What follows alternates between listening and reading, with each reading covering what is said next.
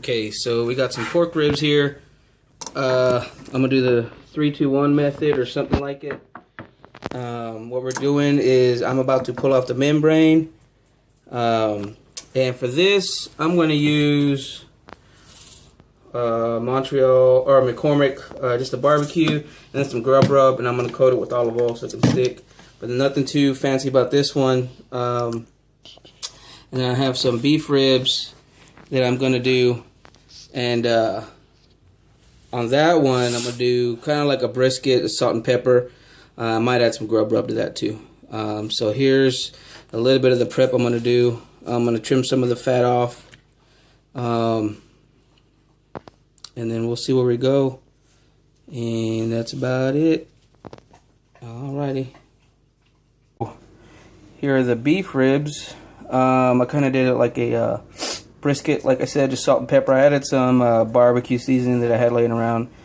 Don't forget to pull off the membrane off the beef and the pork. Here are the pork. I'm using the barbecue seasoning and also some grub rub, which tenderizes the meat and kind of gives it a sweet taste, which is what I'm going for. So these are sitting out for a little bit until my temp gets up on my pit, and then we'll take it from there. It's probably going to be about 5-hour cook. That's it. See you later. So, got my Brinkman going, my smoker. I'm going to let the temp get to about 240, 250. It's rising pretty quick. So, it's a beautiful day in Austin, Texas. So, let me show you the inside of my pit real quick. Got the thermometer going, and this thing has been seasoned well. Got a water pan to help keep the moisture up. Nothing fancy besides these little doodads, which are awesome. Got it loaded down. I'll probably add some wood when I do actually put the meat on there to get a good smoke ring and flavor. But that's it, and we will see you in a bit.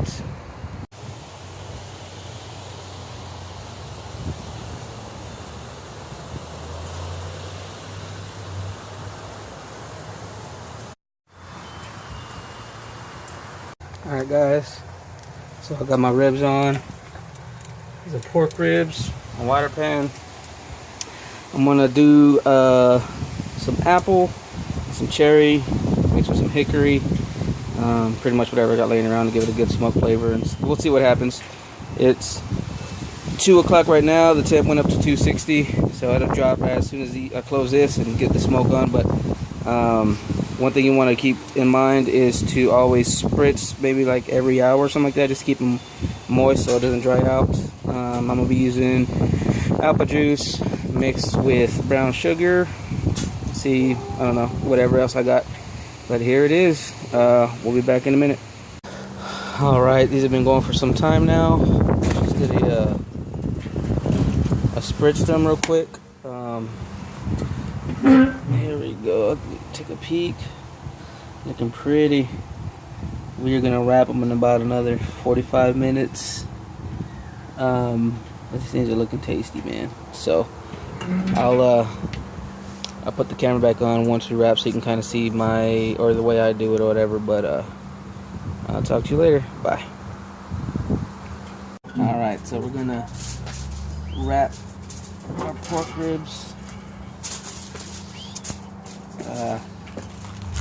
Parquet butter, brown sugar, and honey. And this is the part where the meat gets tenderized. So here we go.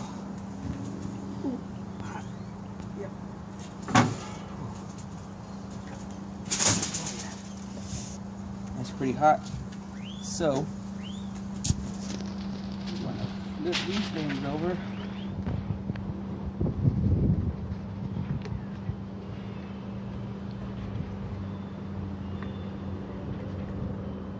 Put some butter on them.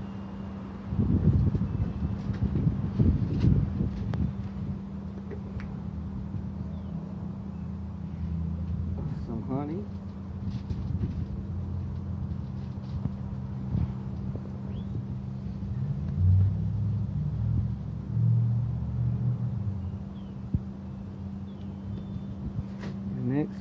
sugar.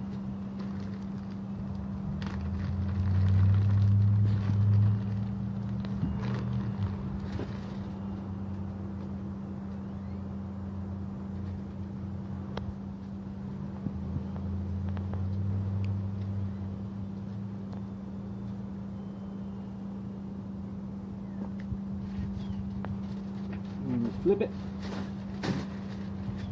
And the same thing on the other side. What it's gonna do is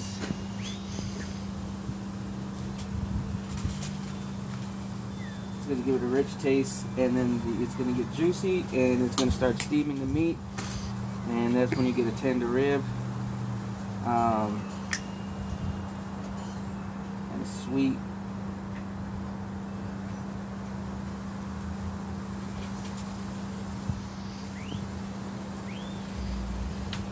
Sweet taste. Where's the brush I brought you? And that's my wife asking where's the brush you brought me. Which we'll be using later on after these are wrapped to alrighty. So what I'm going to do is my best be safe with this.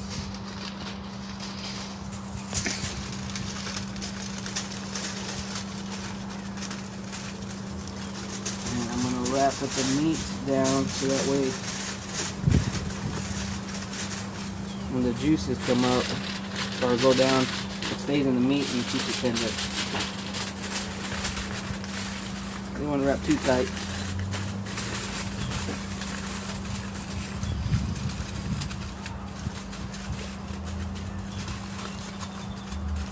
Okay, that's good enough. Leave that good back on. And that's how you wrap some pork ribs. Peace. I'll show you what we're working with.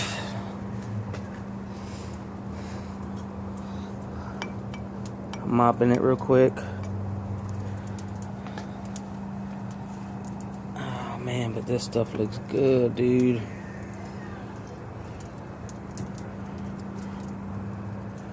A little bit more, and we are good to go.